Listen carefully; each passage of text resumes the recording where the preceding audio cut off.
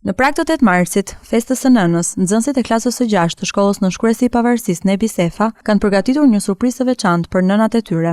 Me kreativitet dhe përkushtim, ata kanë punuar në klasë për të realizuar dhurata simbolike. Nxënësit pikturuan poçe balte, ku vendosën edhe mesazhe të veçanta dedikuar nënave të tyre. Pas përfundimit të pikturimit, në këto poçe ata mbollën lule, të cilat do t'u adhurojnë nënave si shenjë dashurie dhe mirënjohjeje. Të gjitha përgatitjet u realizuan nga vetë nxënësit gjatë orëve në klasë, me ndihmën dhe kujdesin e mësueses Elsa Baka, e cila ju udhëhoqi në këtë aktivitet krijues.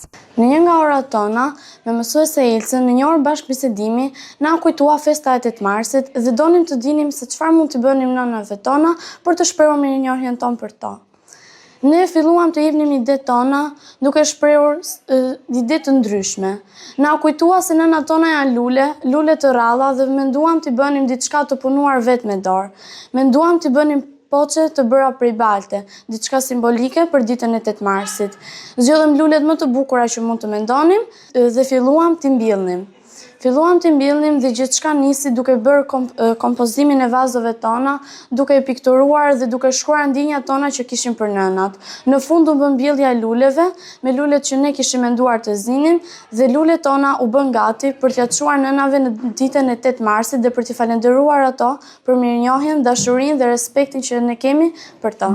Mësuesja Elsa Baka vlerësoi angazhimin dhe kreativitetin e nxënësve në këtë aktivitet, duke theksuar rëndësinë e gjesteve simbolike për të shprehur dashurinë dhe mirënjohjen ndaj nënave. Siç e shikoni, atmosfera jonë është shumë e gëzueshme, shumë e bukur.